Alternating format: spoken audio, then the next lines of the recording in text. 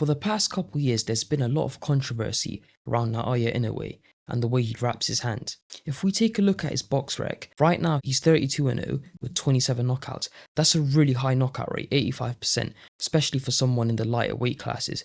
Right now he's at super bantam. His past 2 fights, yes, they went a decision, but you could see he was on a very high stoppage or knockout streak. So I get why some people are actually suspicious or they think something's up. And what he's been called out for is a term called stacking, where you put tape directly on your hand, gauze, which is a bandage, the tape, then the gauze again, then the tape. That's supposed to create a very stiff structure, which some coaches will refer to as like a cast. Now here's the thing, some people will tell you, in Japan where he fights and a few other countries, it's legal, but a lot of commissions, they do not allow you to put tape directly on the skin. From my research, I'm seeing Japan does let you put tape directly on the skin, but not on the knuckle area. If you look at Inoue, where he's applying is the wrist area and the back of the hand. I don't know what you call this area. It's not the palm, this bit here.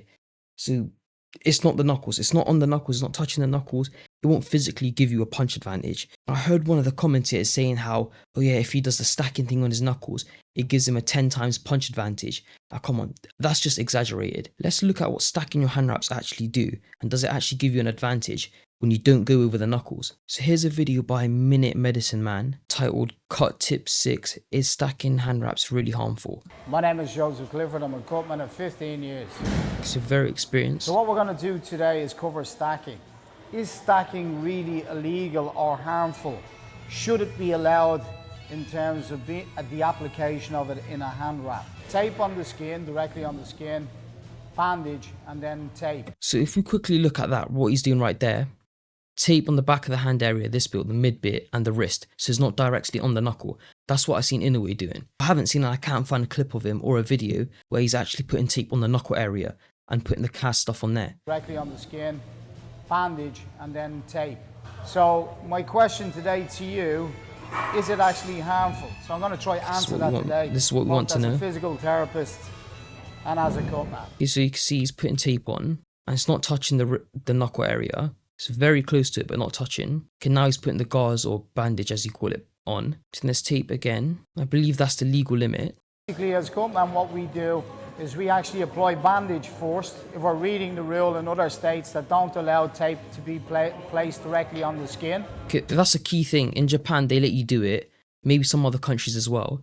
But somewhere like America or Saudi, where Inoue fought his last 2 fights, you're not allowed. And then we place the tape over the top. Now the problem is we put a lot of bandage on the hand first before we place the tape. Or most people do. And so generally speaking, what tends to happen is, as your hand moves, the tape glides over the bandage, like so, okay? Underneath, it moves. This is the reason why applying tape directly on the skin is far more beneficial. Now again, to stop the we're not movement. talking about applying tape directly Key across thing the here, knuckles, not the stacking knuckles.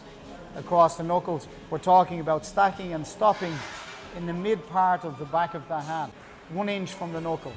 So my opinion, to be honest with you, there's a reason why physical therapists try to apply tape directly on the skin or use as little underlay or under wrap as possible before they actually apply the tape. The closer the tape is to the skin, the more beneficial it is in terms of stability and support. Okay, Once key the thing. tape doesn't stack across the knuckles, then in terms of harm to your opponent, it's just an ordinary wrap. Okay, there you go. What the actual stacking does is actually help support the wrist from ulnar and radial deviation and provides far more stability. Okay, and that's the key thing I wanted to talk about.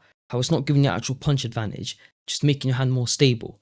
So this idea of 10 times punch advantage, or it makes your power increase by 10 times amount, that's purely the commentator just exaggerating, and he may not like Inoue, so he's naturally just going to have a bias. When this first got brought up, that Inoue stacking, it was in the press conference against Fulton. It was one of his coaches that brought it up, as it was a concern for him. Previous fights, Inoue and his team has wrapped his hands with excessive amount of tape on his skin, then placing gauze and more tape, which creates a cast. This is not an assumption, I have proof. If this issue isn't resolved, I would not let my fighter into the ring. Now, when it came to fight day and Inoue actually got his hands wrapped, I'm not sure if it got re-wrapped, but there was a camera in the room and people were watching. And this video I'm about to show you, the voices are a bit changed up, I'm guessing to avoid copyright, but I believe it was Wahid Rahim that said, it's the normal way that Inoue's rapping. Accusing Inoue of, quote, stacking, saying the Okay, taping key thing technique creates right here, a I don't see the tape on the knuckles. like substance. Well, this is the moment of truth right in front of you. That's normal.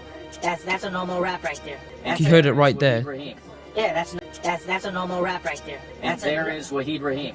Yeah, that's Rahim, normal. so That's it a was. normal rap right there. That's what I was talking about. One little small little layer of gauze, and now you can add some tape on it. So Rahim's standing over and looking, as is the case. The commission is sitting there, as is a representative from the Fulton camp that is allowed. And Rahim said, I want to see it. I want to approve of it. Okay, so it was approved. How much of this was gamesmanship leading up to this? And the key thing about this, Inoue still got the knockout. So you can't say that him moving to Saudi and fighting there is the reason why he couldn't get a stoppage. I just think he fought 4 times that year. Right now he's 32. So of course, as he gets older, naturally his body ain't going to be as athletic as it was compared to somewhere like 25. And it's only 2 fights that he went the distance in like his last, like 15 or 20. I don't see anything wrong with that. And with the Picasso fight, what you need to remember was Picasso was tucking up a lot. So it's going to be hard to knock someone out that doesn't really want to engage. Speaking about the Picasso fight, he was told to rewrap his hand, and he did actually take it off. And when he took off the sheet of tape, it was all around this area, the back of the hand and the wrist. It wasn't on the actual knuckle. You can see tape right there. It's away from the knuckle. It ends about here. Unless there's another angle which I'm not seeing. But from this video, I can see it's not touching the knuckle. Okay, and someone right there saying no, it's on the skin. Go with gauze, and then you finish with tape. Gauze, tape, lapping, tape. Yeah, yeah. El colchón. Yeah, that's okay. But it's not tape, gauze, tape. Okay, so in Saudi, you're not allowed to put tape directly on the skin. So what he's explaining. So right here, he's gonna start taking it off. So when you see that tape coming off, it's all around the wrist and back of the hand area. You can even see, okay, it's blurring, but look, right there, that's where the tape is. It's not touching the knuckle, and over here. So, I don't think it shows more than that on this angle. But there was another angle which I did see. And it was like a full-on like sheet of tape, but it was literally just around this area.